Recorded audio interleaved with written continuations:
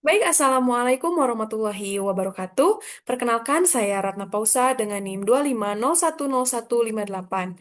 Nah, pada hari ini kita akan memaparkan materi mengenai berpikir kritis dan pemecahan masalah dalam bimbingan dan konseling belajar.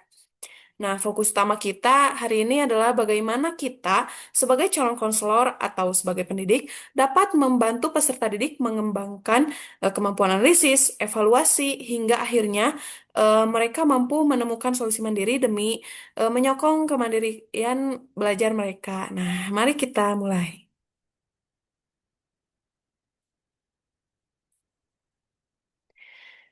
Nah, pertama-tama, mari kita bedah terlebih dahulu apa itu berpikir kritis.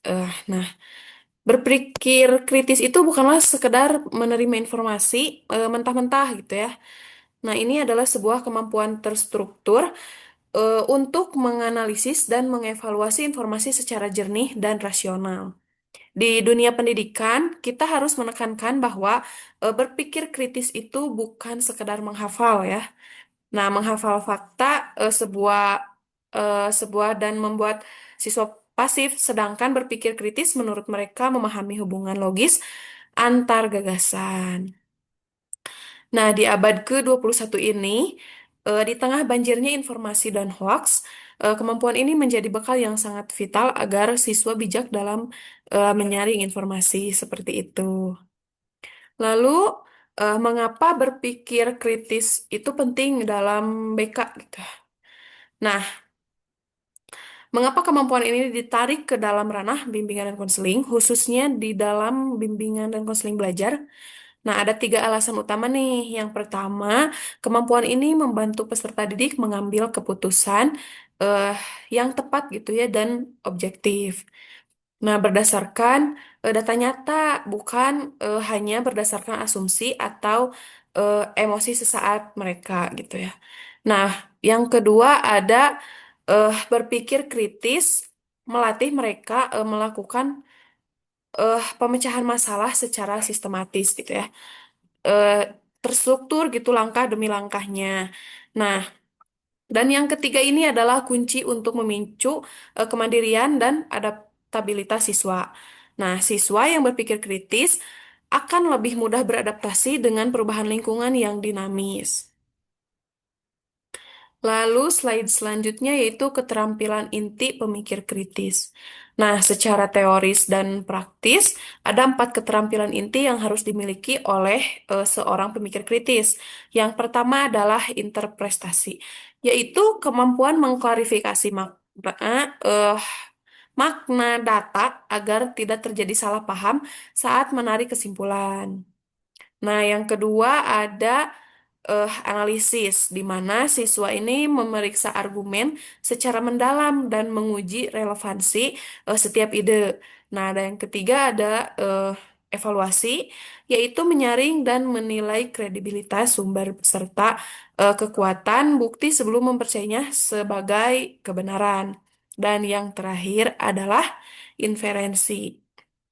Nah, inferensi ini adalah kemampuan menarik kesimpulan logis gitu ya, murni berdasarkan berdasarkan fakta gitu ya, mohon maaf, bukan dari praduga atau spekulasi seperti itu.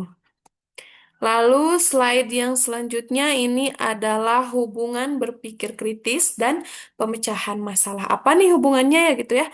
eh, Antara berpikir kritis dan pemecahan masalah itu. Nah, pada dasarnya sebuah masalah ini muncul karena adanya kesenjangan nih antara realita dan harapan. Nah, disinilah berpikir kritis berperan sebagai pondasi untuk mendefinisikan kesenjangan itu secara akurat. Seperti itu. Nah, jika tanpa analisis yang kritis dan tajam, solusi yang kita tawarkan atau solusi yang murid atau siswa temukan akan cenderung dangkal gitu ya dan tidak menyentuh akar masalahnya. Nah, singkatnya itu kayak gini, berpikir kritis adalah pondasinya, sedangkan pemecahan masalah adalah bentuk aplikasinya. Seperti itu. Lalu yang selanjutnya ada langkah efektif pemecahan masalah. Nah, bagaimana aplikasi pemecahan masalah yang sistematis itu. Nah, kita bisa melatih siswa menggunakan siklus 4 langkah efektif ini. Langkah pertama adalah identifikasi, yaitu mencari tahu dulu nih apa masalah sebenarnya yang terjadi pada siswa tersebut, misalnya seperti itu. Nah, lalu langkah yang kedua ada kumpulkan data gitu ya. Nah, mengumpulkan informasi dan bukti konkret pendukung gitu ya. Jadi, setelah diidentifikasi, kita mencari dulu bukti apakah masalah ini benar atau enggak gitu ya. Lalu yang ketiga, membuat alternatif. Nah, membuat alternatif ini memikirkan sebanyak mungkin opsi untuk solusinya. Jadi, ketika kita sudah dihadapkan dengan masalahnya, kita setelah pengumpulan data, kita mencari solusinya seperti itu. Dan yang keempat ada evaluasi. Nah, evaluasi ini adalah menimbang opsi yang terbaik nih dari semua eh, masalah tersebut, solusi yang terbaiknya apa gitu. Nah, keempat langkah ini tidak boleh dilewati secara acak. Jika satu langkah saja terlewati, solusi yang dihasilkan berisiko akan kurang optimal. Jadi harus sistematis gitu ya, tersusun dari awal, dari identifikasi sampai evaluasi seperti itu. Lalu ada juga nih tantangan eh, dalam berpikir kritis. Nah, dalam kenyataannya mengasah kemampuan ini tidaklah mudah karena beberapa tantangan internal gitu ya. Yang pertama, tantangannya adalah bias kognitif dan stereotip. Nah, seringkali pola pikir yang sudah tertanam membuat kita menolak fakta baru dan hanya menerima info yang mendukung keyakinan lama kita. Seperti itu. Nah, tantangan yang kedua adalah sikap reaktif versus proaktif. Nah, banyak siswa di sini yang bertindak impulsif gitu ya saat ada masalah tanpa menganalisisnya terlebih dahulu gitu. Jadi sehingga solusinya hanya meredam masalah sementara gitu. Eh tidak jadi intinya saat ada masalah itu langsung bertindak aja gitu. Nah, dan yang ketiga adalah, mohon maaf. Hmm, nah, yang ketiga adalah ego serta kekuatan. Nah, di sini egonya siswa itu takut disalahkan atau enggan gitu ya menerima sudut pandang yang berbeda. Yang sebenarnya sudut pandang itu tuh bisa memperkaya perspektif kita seperti itu. Lalu yang selanjutnya ada mengembangkan pola pikir kritis dan inovatif. Nah, lalu bagaimana nih peran kita di BK gitu ya untuk mengembangkan pola pikir ini? Nah, ada 3 strategi utama yang bisa kita lakukan. Yang pertama, kita harus memudayakan rasa ingin tahu. Nah, kita harus bisa nih membiasakan siswa untuk berani bertanya mengapa dan bagaimana jika misalnya mengapa sih kamu tuh sering terlambat gitu ya datang ke sekolah gitu ya? Atau gimana kalau kamu eh, tidurnya lebih cepet gitu.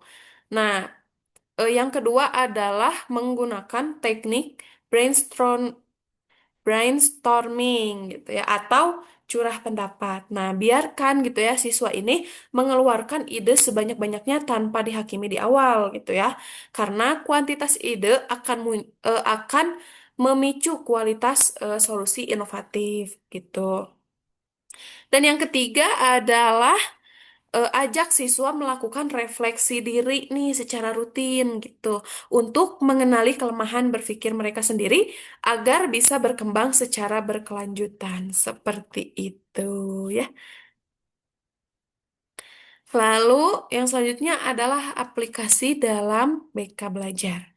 Nah, secara konkret dalam layanan bimbingan konseling belajar, materi ini diaplikasikan ke dalam 3 aspek. Pertama, melatih siswa menyaring informasi. Nah, sehingga mereka tuh tahu mana materi belajar atau informasi akademik yang relevan untuk mereka. Lalu yang kedua, memandu siswa untuk introspeksi gaya belajar. Nah, mereka ini akan merefleksikan nih cara gaya belajar mereka selama ini dan menganalisis strategi apa yang paling efektif gitu. Dan yang ketiga adalah menggunakan pendekatan berbasis data. Nah, saat siswa mengalami hambatan belajar atau penurunan nilai, kita sebagai guru BK gitu ya, mengajarkan mereka nih menyelesaikannya lewat data nyata, bukan sekedar asumsi. Nah, sehingga intervensi BK menjadi sangat tepat sasaran. Seperti itu.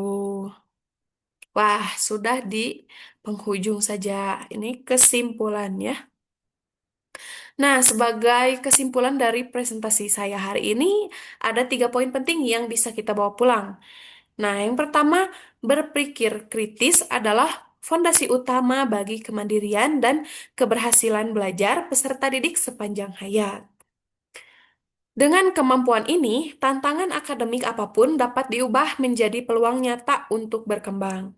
Nah, mari kita sebagai calon konselor terus mengasah ketajaman pikiran kita dan peserta didik kita demi mewujudkan konsep lifelong learning atau belajar sepanjang hayat ya. Terima kasih atas perhatiannya. Jika ada mohon maaf jika ada kesalahan selama pembawa eh, acara, pembawa presentasi kali ini gitu ya. Mohon maaf. Wassalamualaikum warahmatullahi wabarakatuh.